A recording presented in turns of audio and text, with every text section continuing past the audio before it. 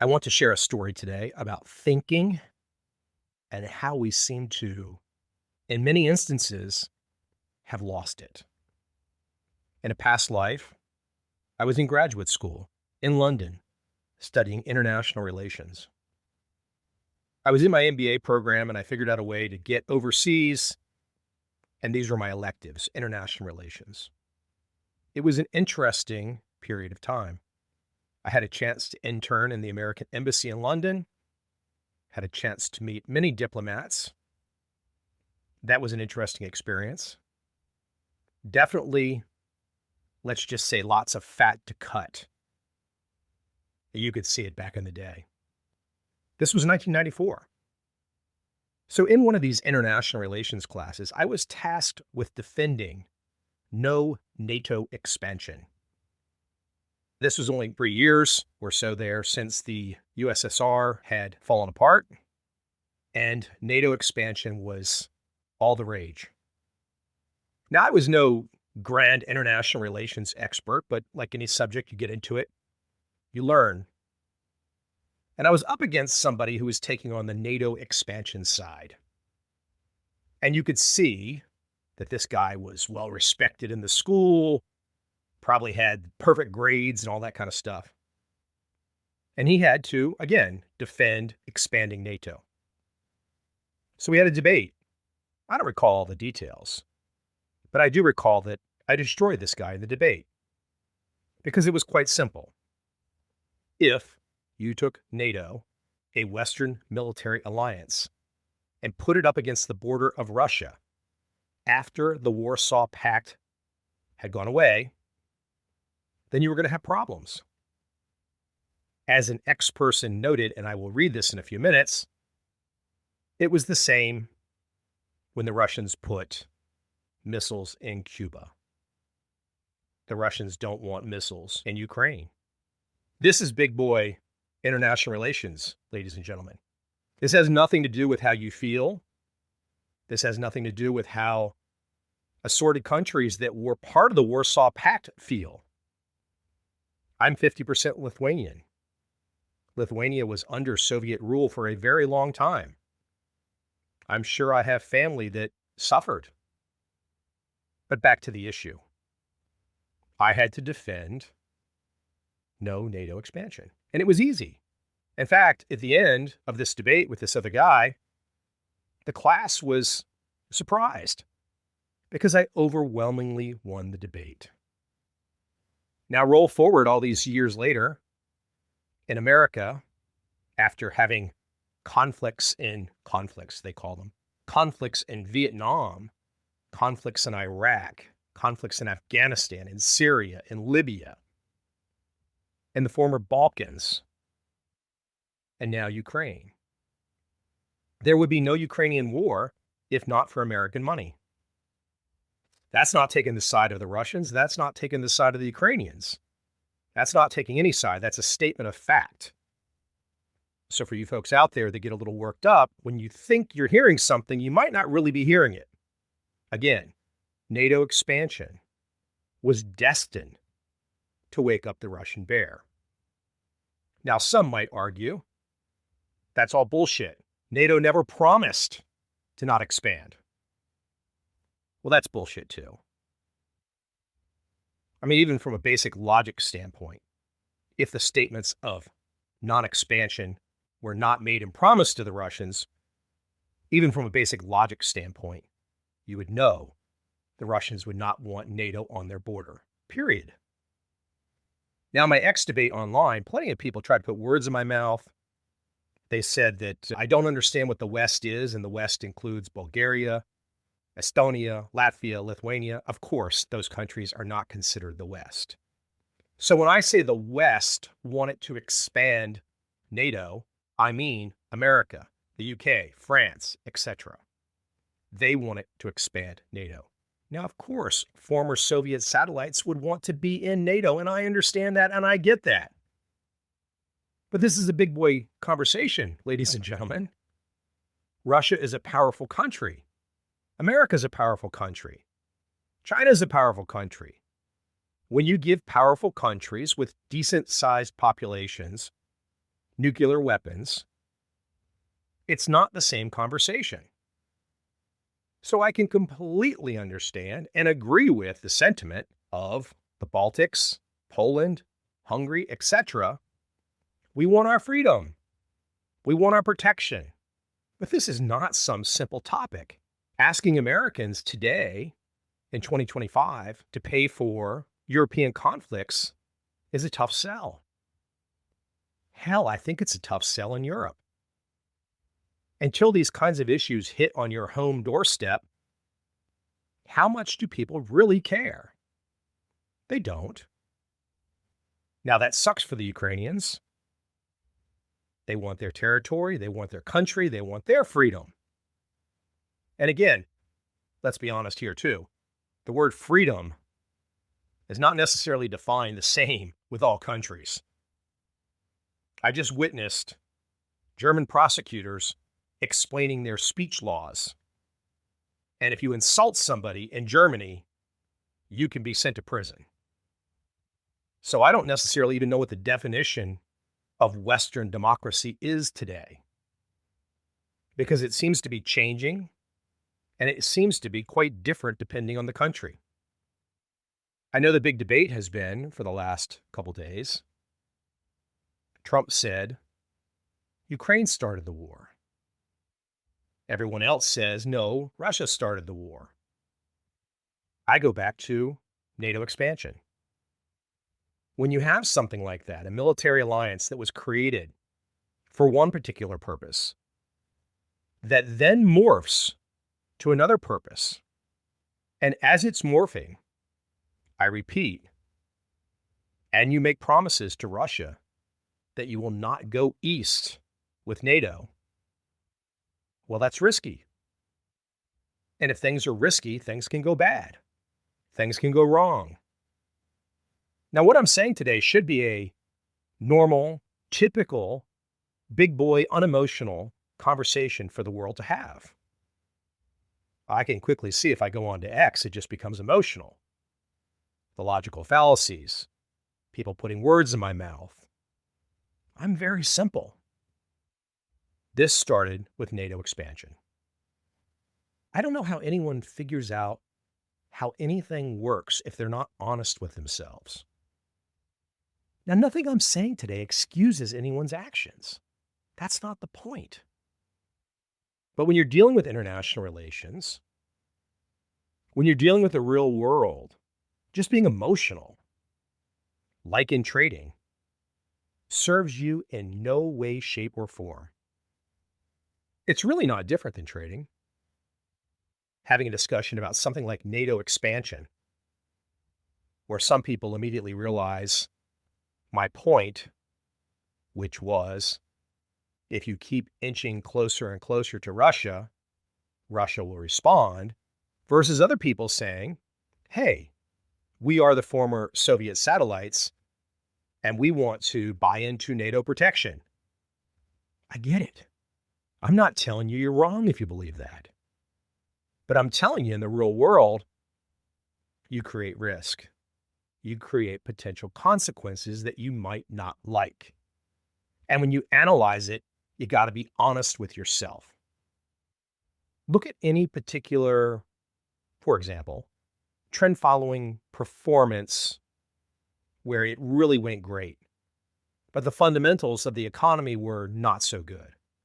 I mean, a great example is the famous Moneyball time period, the '08 time period, where trend following made a fantastic fortune when much of the world was losing it on equities, losing it on real estate. Now, if I bring this up, some people might immediately resort to saying, oh, those greedy bastards with the trend following strategies. And they'll get emotional about it because somebody made the correct decision. Somebody made a logical decision to employ this particular style of trading during this time period. Not that they could predict the time period, but they were using it during that time period. If we're all adults, we should just be able to look at the situation and say, interesting, I learned something. Or, interesting, round of applause to Bill Dunn for understanding he could put himself in a position to benefit. And no round of applause for anybody that wants to lament that there were successful people during a broadly unsuccessful time. For me, when I look at an issue like NATO expansion, I look at something like trend following, even something like Warren Buffett and his strategy. The emotional part, yeah, it's there, but you can't lead with that. I mean, most Americans, for example, had never considered Ukraine, except for seeing pictures of beautiful women. Americans had never considered Ukraine. The Biden administration backed Ukraine with weapons and money, and it became a conflict where everyone had to take a position. And those positions were often manipulated and massaged with massive media campaigns. And then as we watch now, with new insights coming out about American foreign aid, so much of American foreign aid has been going to extreme progressive politics in foreign countries. I feel embarrassed that as an American, my money from my pocket has been going into foreign countries to promote DEI or gay this or gay that. We should not be doing that. And it creates an interesting conundrum because when you really start to think about what the quote modern West is, what modern Western democracies are, compared to other countries that people want to often criticize, for example, Russia, China. But if you haven't been to these other countries, if you don't know how they live, can you just criticize them for their form of government? Can you just say they're all bad people because of their form of government? There's a reason, for example, that China has their form of government.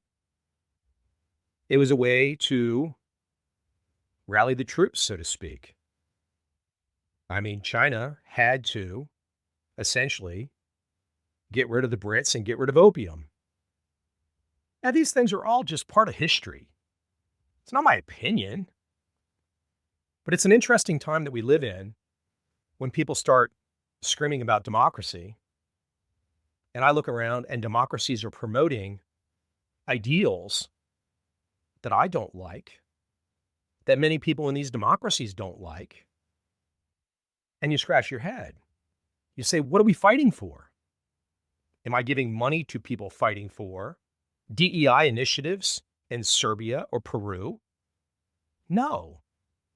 That was created by the dystopian progressive left in America that decided they wanted to put everybody on this planet in some one perspective.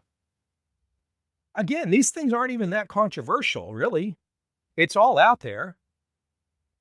There essentially is a very progressive part of this planet and a very traditional part of this planet. And I can tell you right now, I do not side with the progressive side of this planet because the positions the progressive side of this planet are taking are often destructive, anti-civilization. Across many of my trips and travels, I've met with or seen people in the countries that are supposedly the bad countries, and these people are good. These people are not all evil. Now, the point of where I'm going today, though, is to bring you into thinking, like I said at the top, not just to immediately get emotional and say, well, Mike, don't you understand? You're 50% Lithuanian, and Lithuania wanted to join in NATO. Well, yeah, I get it. Why not? Of course. But life has risks. Things don't always work out how we want. And when it comes to Europe, ladies and gentlemen, and if you're European and you're listening and you know, there's quite a few countries in Europe and there's been conflicts over a very long period of time. And there's blood feuds there that go back way deep. I'll be frank with everyone. I don't think America really has a blood feud with anybody. I think there are huge numbers in the press and the media, they would like to spin the narrative that the average American hates the average Russian, or the average American hates the average Chinese person. They don't. America's pretty isolated. And they don't think about these issues that much. These issues get thrust upon Americans, and we can all see what happens now with elections in America. If one side goes too far, then you get a new side. And the new side could go too far, or maybe the new side goes just the right distance. There's a lot of probabilities here. There's a lot of if-thens. There's a lot of uncertainty. Isn't it interesting as you think about what I'm putting on the table today? If you had to trade all of this, like there's no way to predict any of this, right? You could not predict what has unfolded since 1994. I mean, you might be able to predict, which I think I could, that if you had NATO expansion, you eventually might have it upset Russia. But beyond that, everything that's happened, boy, trend following was the only way to play it because there was no crystal ball. So look, I completely understand everyone and anyone affiliated with the East, the Baltics, Poland, Hungary, etc., looking for their security, their peace of mind, their country. I get it. But we also have to consider that if you do what we have done, which is push to the Russian border, there could be consequences, just like there were consequences with the Cuban Missile Crisis. I want to play today, going out, a reminder from a very smart man who won the Nobel Prize in game theory. He's much older now. This episode ran a few years back. It's timeless, though, in my humble opinion. It was a beast to put together. I remember it was over landlines. He might have been over 85 at the time. Still sharp. We got cut out. There was some bad connections, but it worked. And what he talks about is mutually assured destruction, and how mutually assured destruction kept us all alive until this day. And just saying that will cause some people to have an emotional reaction. But I can promise you, my guest today did not develop the idea of mutually assured destruction via an emotional whatever. He developed it via math. The whole concept was rooted in math, game theory, math that is, let's be frank, at a much higher level than most of us will ever use in our lifetime. So while it might have seemed insane on the face of it that America and Russia had bombers in the air 24/7 for 40 years with nukes that could destroy the biggest cities, that might have seemed insane on the face of it, but there was math behind it. And arguably, it was the best choice we had. Now, you might want to think about that kind of thinking as you approach solving the Ukraine war. Yes, I understand. Ukrainians will not want to give up any of their territory, and why should they? I also can understand that Russians would make the argument, you got too close, and we need a buffer. Now, adults should be able to sit down in the room and understand both perspectives, and understand that both perspectives did not just arrive here yesterday. This is a long time brewing. Now, perhaps you've got some fantastic disagreement with me. Feel free to email me. Perhaps you agree with me. Feel free to contact me. And without any further delay, let me send you right back to my conversation with Nobel Prize winner in game theory, Robert Aumann.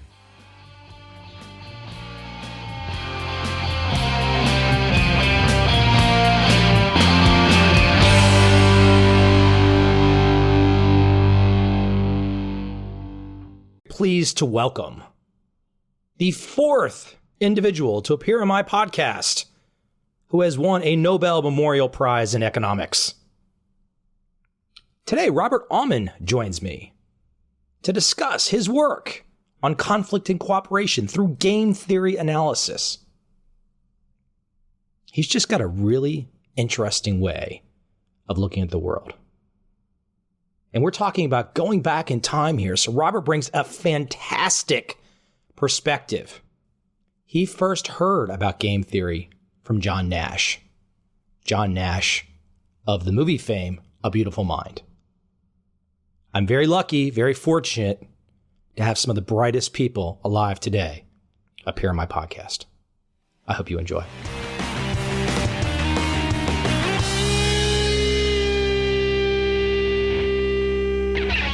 Got my first degree at City College of New York, and I did a doctorate at MIT. After that, yes, it's true. After that, I did a postdoctorate at Princeton, 2 years. Yeah. And that's where I was going. What I was going at was at Princeton.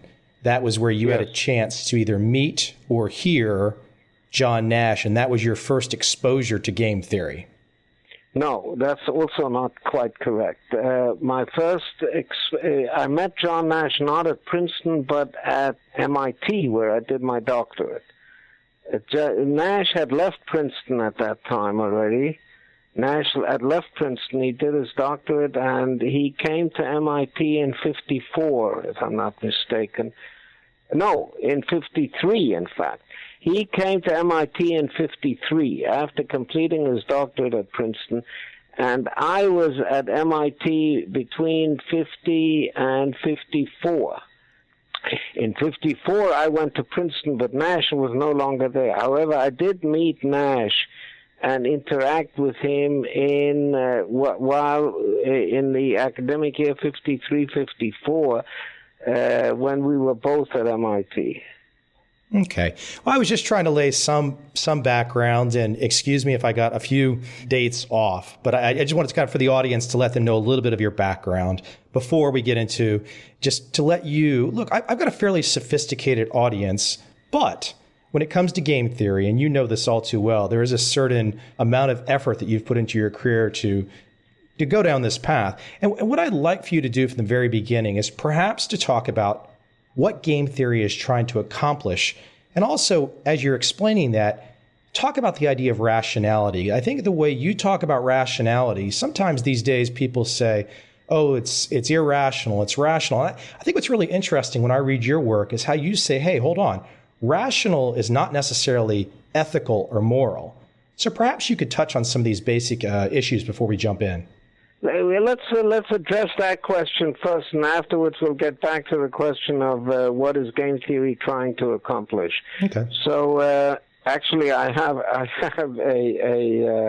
an article with exactly that title: "What is game theory trying to accomplish?" But first, let me face this issue of rationality. Rationality.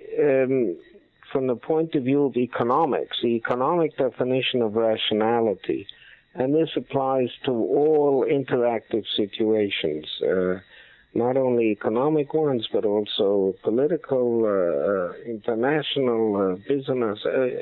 Rational means a person is rational if he promotes his own goals to the best extent of his knowledge. In other words, as far as he knows, he is promoting his own goals. Okay? Given his knowledge, he is promoting his own goals. That's rational. It's not logical thinking. It's not science. It's not any of that stuff. Yeah? It's not the daily use of the word. It's something else. And a student of mine put this very nicely. He gave an example of a person who's walking along the street and a black cat crosses his path, and he spits. So according to the usual definition of rationality, he's superstitious, and he is acting irrationally by spitting. Yes, why spit when a black cat crosses your path? It's a superstition. So that's irrational.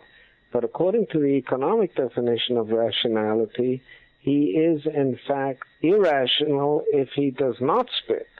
Yes, because by spitting, he is, according to the best of his belief and knowledge, he is promoting his goals, which means because otherwise he believes that something bad will happen to him if he does not spit. So if he does not spit, he's acting irrationally. So this is the difference between the definition of rationality as it is in economics and in game theory and in everyday parlance. Let's get back to your first question. What is game theory trying to accomplish? Game theory is an analysis of interactive situations in which people are striving to, entities, not necessarily people, different entities interact with each other. What each one does affects what the other one gets, and each one is trying to promote his own goals. So each one is rational. He's trying to promote his own goals, and he is taking into account that the other players are also trying to promote their goals, not his goals, but their goals. Going back in time, I think it's really interesting in looking at your work, discussions of Cold War diplomacy, current international relations, and I was thinking the idea of a strategy matrix, because people make the point before we would always know what we can do, but now the idea is to think what we can both do and put the shoes on at the same time. The idea is that in analyzing an interactive situation, a game, it's important to analyze it from above, not from your point of view. What should I do? Yes, but simultaneously, given the possibilities, given that are open to all the participants, all the players in this game, what possibilities are open to them, and what should each one do given the possibilities that he has and that the other one has. He must take into account that each player must take into account that the other player is also maximizing, is also trying to do the best that he can for himself. That's the idea of the strategy matrix, and like my colleague Tom Schelling said, this way of looking at things rather than what should I do, saying what should we both do? What is good for him? What is good for me? What is good for him given what is good for me, and so on. Looking at it symmetrically, not only two players, also more players. This is one of the central important ideas of game theory. And your career is about bringing mathematical tools to that end. Yeah, my mathematical tools for thinking about these things, yes. Conceptual tools. I don't like the word mathematics, yes. I mean, it's a beautiful word, and I'm a mathematician. I'm proud of it.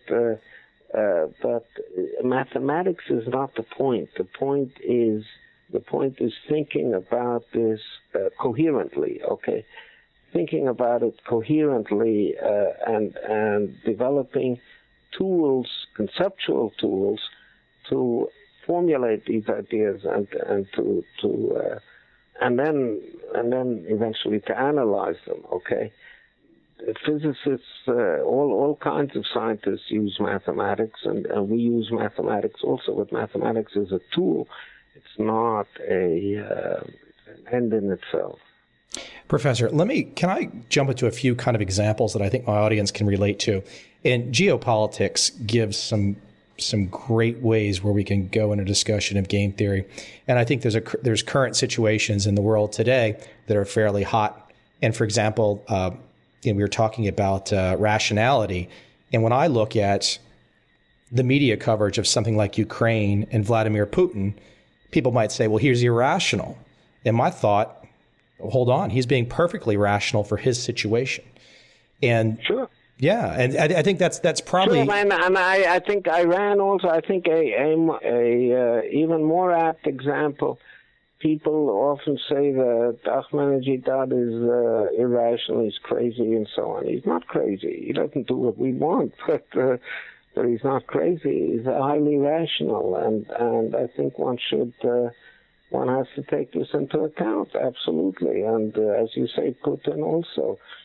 By the way, I have my doubts about American policy in the Ukraine. I think if one wants to maintain a world peace, I think Putin's reaction to Ukraine is in a way, maybe not only rational, but also understandable, okay?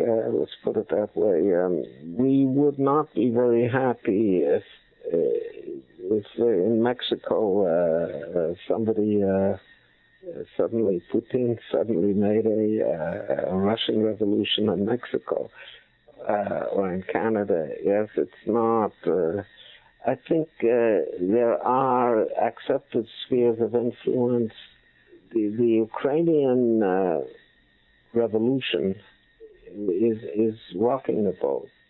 As we talk about conflict, geopolitics, I saw you make some comments, and it's very logical and it makes perfect sense. I think people don't want to accept this, and I'm paraphrasing a little, so forgive me. But if you want peace, prepare for war. If somebody sends a shell over at you, send a shell back. If you're ready for war, there's no fight. If you cry peace, you end up fighting. But you look at that not only just in opinion terms, you get into the game theory is getting at those types of ideas, like, as you say, with the conceptual framework. You know, when you look at the search for peace, President Obama got the Nobel Peace Prize in '09. Obama is a smart kid. He made a speech in Oslo on the 10th of December '09, acceptance speech of the Nobel Peace Prize, in which he said the belief that peace is desirable is rarely enough to achieve it. And this was an understatement, and he understands very well the mechanics of these things, and what he was saying is just yelling peace, peace does not only does not necessarily bring about peace, it may bring about war. We all want peace, yes, and nobody wants peace more than we here in Israel do, yeah. But also Americans and Europeans and everybody wants peace, yes. The question is exactly what Obama said. The belief that peace is desirable is rarely enough to achieve it. Wanting peace doesn't get you peace, okay? What gets you peace? Well, who are the world champions in peace? The world champions who are, when I want to play good soccer, I go to Germany, and they are the world champions in soccer, and I see how they play, okay? If I want to play good baseball, I see who won the last World Series, and I look at their strategies. If I want peace, I go and I look at the world champions of peace in all of history. You tell me, who are the world champions of peace in all of history? Where is there any enduring peace? That doesn't happen, does it? There is no enduring peace. Where is there enduring peace, really? Well, there are places where there is enduring peace, yeah. For example, Switzerland. Okay? Right? Little country. Yeah. They've been at peace for several hundred years. That's quite something. They have a great location. They know how to ski, and they have guns.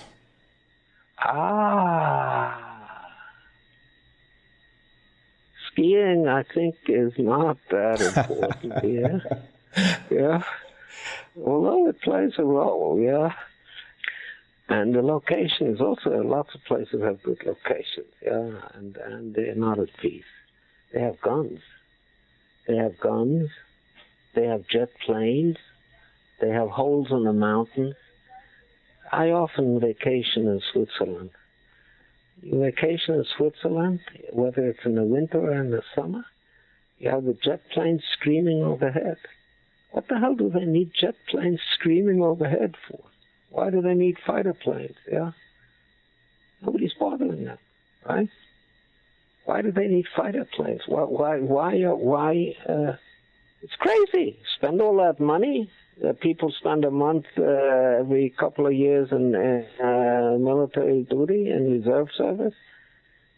The reason is that that's why nobody bothers them, okay? And I'll give one more example. The biggest, after the Swiss really have had several hundred years of peace, but in a big way, the biggest champions of peace in world history are the Romans.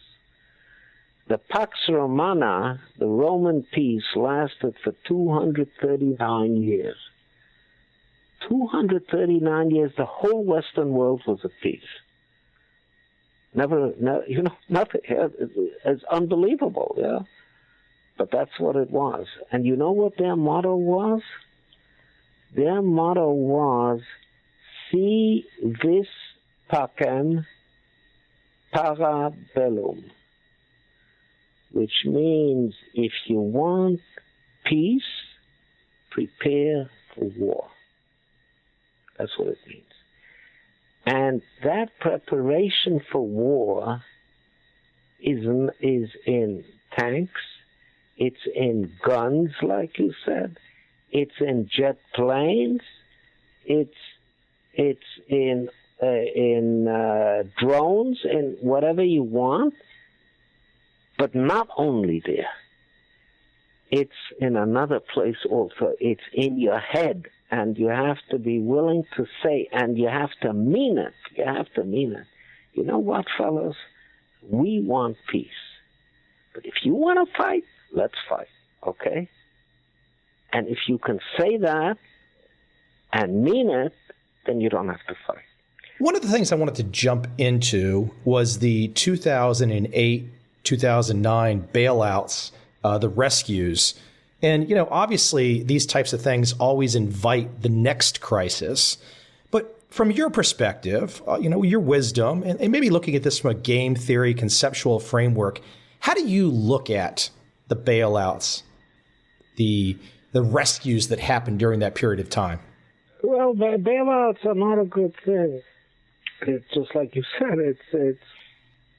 It gives the incentives to companies to take risks because it's if you take a risk and if it works out well, you put the money in your pocket. And if it works out poorly, you'll get bailed out. So you won't make any money, but you won't lose any money either. So it distorts the incentives. The incentives are to take more risks when bailouts are. On the other hand, when you have big firms, control a lot of the economy, a failure of a firm like that can really spell trouble. So, I don't want to second guess Bernanke.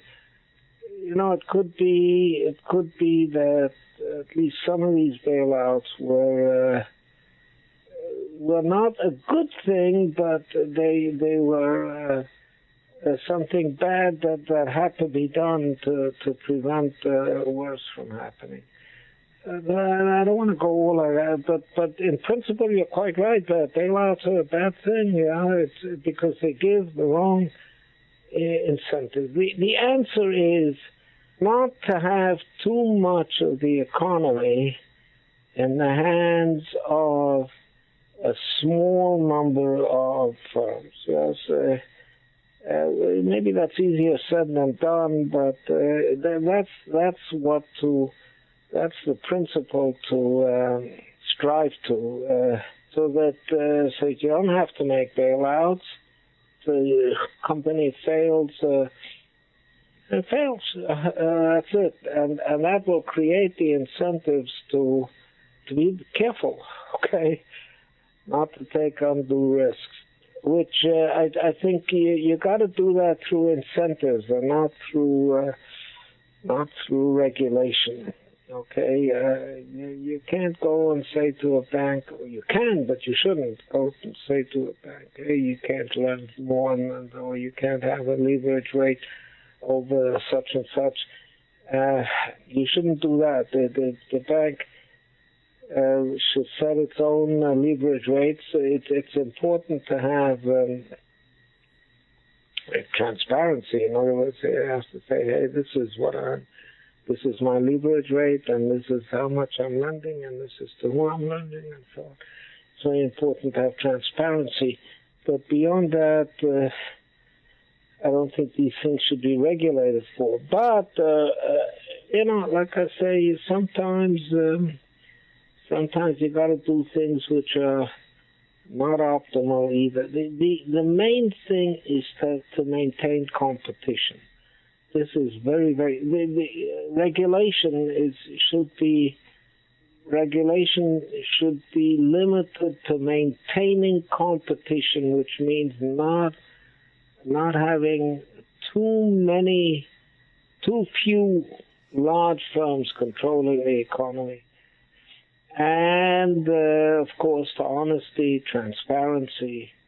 That's what regulation should be limited to. I know you said you don't want to second-guess Bernanke. I won't ask you to do that, but I'm imagining there's a side of you that deep in your stomach just doesn't like what happened in terms of the bailouts and the rescues.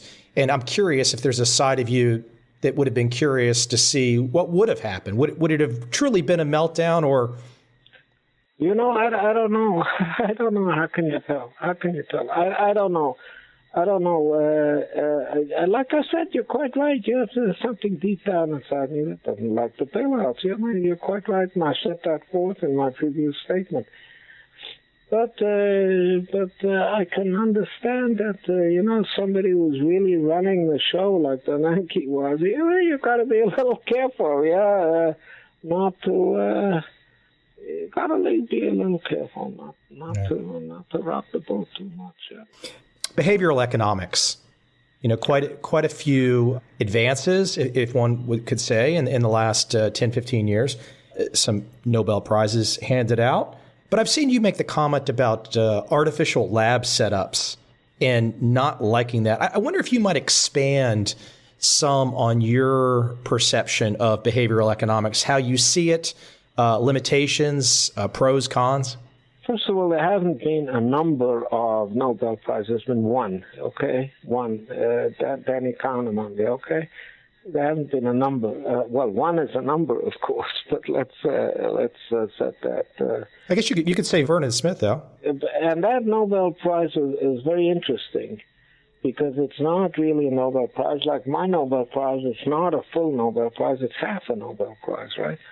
I shared my Nobel Prize with Tom Schelling, so I got half, okay? And Danny Kahneman also got half of the Nobel Prize. Now let's look at the other half, okay? What's the other half of that Nobel Prize in '02? The other half is Von Smith. Okay, now what did Danny Kahneman show? Danny Kahneman showed, together with Amos Tversky,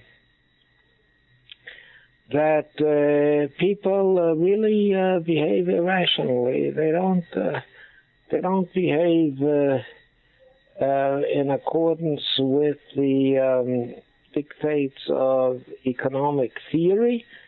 They have certain rules of behavior that govern their this anchoring, endowment effect, representative heuristic, all kinds of things like that. Yes.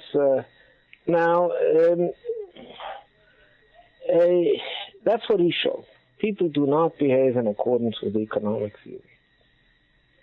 And he did it with polls, with questionnaires, with lab experiments, that kind of thing.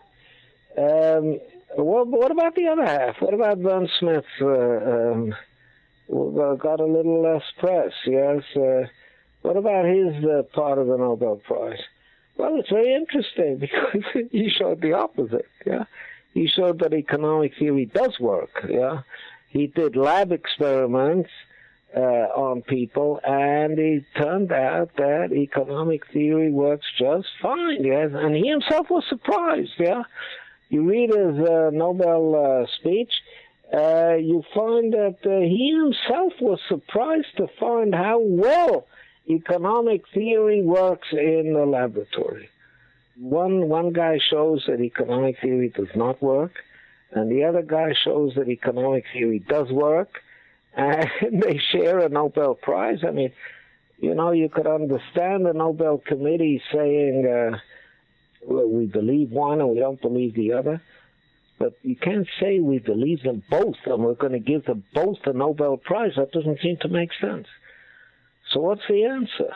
What was going on over there? And the answer is that the Nobel Prize was not given for the conclusions. It was given for the methodology, which was new in economics. Not actually entirely new, because experiments were carried on in game theory and in economics for many decades. But these two guys, Vern Smith and Danny Kahneman, who's a good friend of mine, they really brought it to full flower, one might say. Or at least, yeah, well, let's see. There were other people also, yeah, but those two were chosen by the Nobel Committee to represent those two sides. The prize was given for the introduction and use of this methodology, okay, which was an important methodology in economics, and the committee wanted to emphasize this. But still, the question remains: how can they have shown opposite things? Yes, how can they have made convincing cases for two things that contradict each other? And the answer is that they don't contradict each other. They are both basically right. Both Kahneman and Vern Smith are right. How can that be? And here now I'm going to tell you how it can be. Kahneman took the exceptional case, okay? He showed that in exceptional cases, people behave irrationally. Or let me put that more precisely. He said that people developed rules of thumb. Tversky and Kahneman call these rules of thumb heuristics. They develop heuristics. People do not make explicit calculations. They do not optimize. Rather, they develop heuristics for how to act in the real world. And these heuristics usually work fine. They usually give optimal results. They usually give results that are rational. Not that the process is rational, but the results are rational. And these heuristics are chosen because the results are rational, usually. And they say this themselves in their original 1974 article in the magazine Science. They said these heuristics usually work fine. But occasionally, they misfire when they are misapplied, when they are applied to unusual situations, which the practitioner, the man in the field, the subject of the experiment is not used to, then they may give, and often do give, systematically irrational results. And Vern Smith, what he showed was that when you take the usual case, the situation to which the heuristic is meant to apply, And when you do that, then economic theory works fine. So their results do not contradict each other at all. Yeah. First of all, they didn't get the prize for the results. They got the prize for the methodology. And second of all, their results do not contradict each other. And I'm fully go along with that stuff. Yes, I go along with Smith and with Kahneman, because I say that, right, people do not consciously optimize.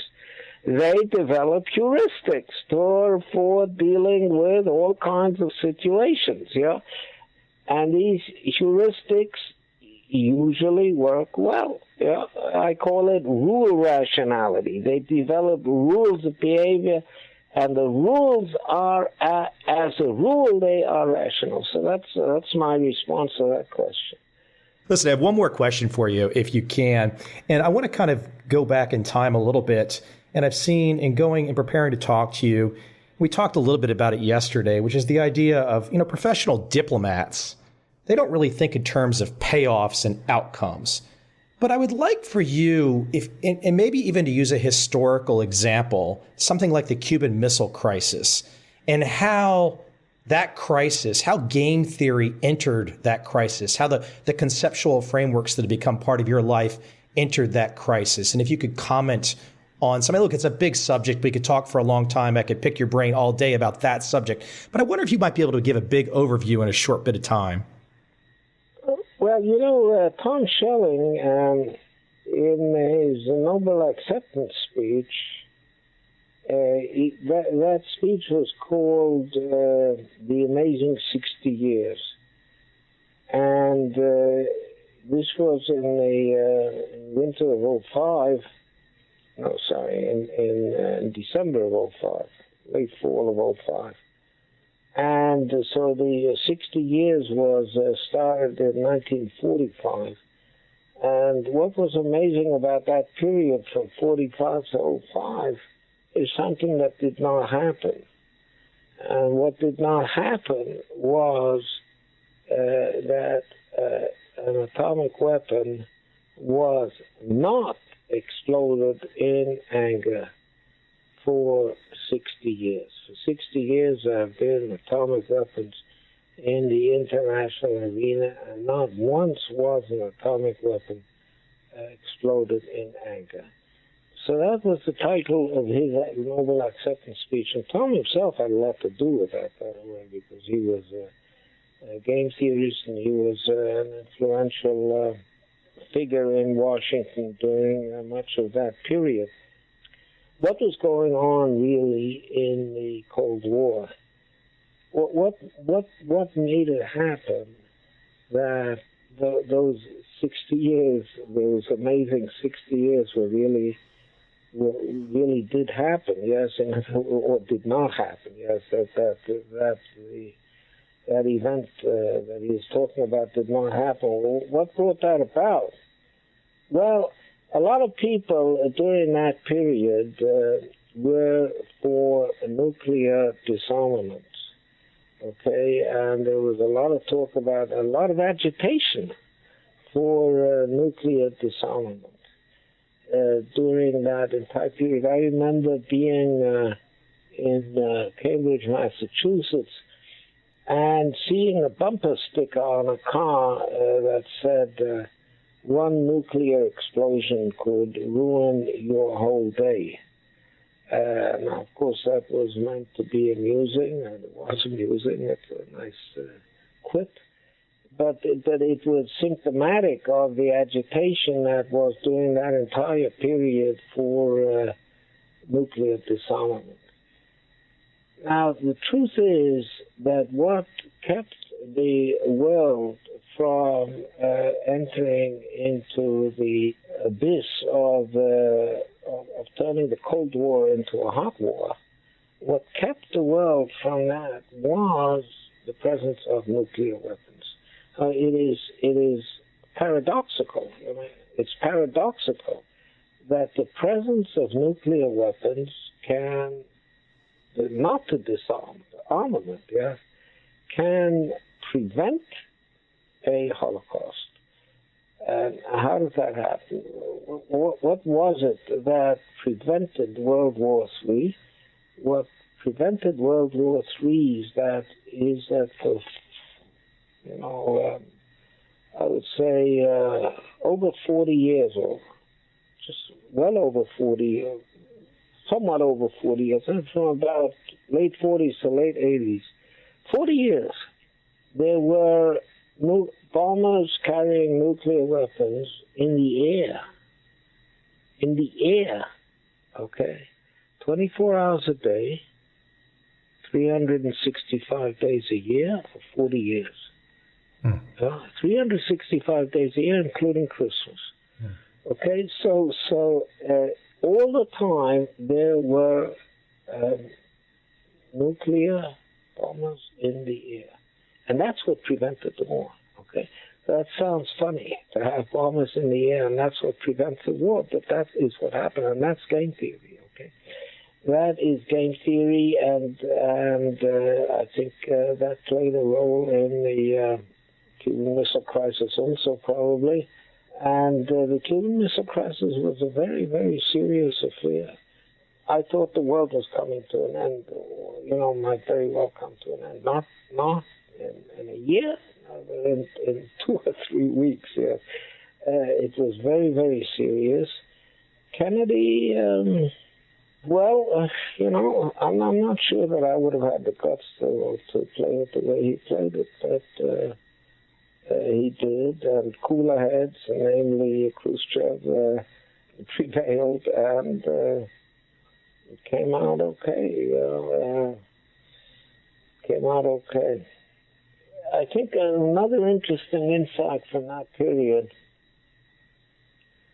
was the shelter construction, the fallout shelter construction craze in 1960-61. I was before the Cuban Missile Crisis. There was a craze of building fallout shelters in the United States. People would build these shelters, and they would equip them with food and drink and so on, and also machine guns not to keep the Russians out, but to keep the neighbors out. And this, it has continued for a period, I don't know, several months or a year or two. Then it died down. Now this fallout building, shelter building craze created a very serious detente between the United States and Russia. The Russians considered this an aggressive act. Now, how can building a fallout shelter be considered aggressive?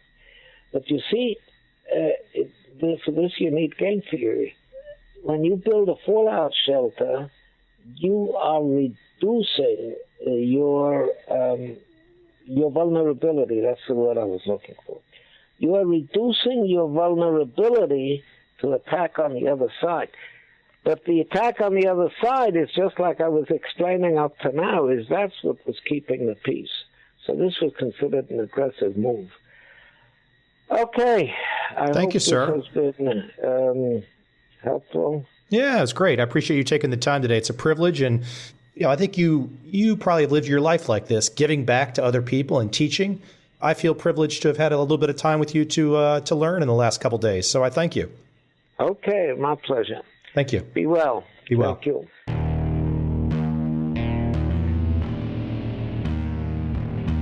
I see a time when those awake will understand how to make money in up, down, and surprise markets. Whether new trader or experienced, college student or financial advisor, protecting against a crash or just trying to make a lot of money, Trend Following offers everyone an answer in uncertain times. To get started immediately, send me an email, michael@covel.com. I will send you the right trend following steps to take along with my free video. But if you want to buy and hold, trust the government and trust Wall Street, this is absolutely not for you.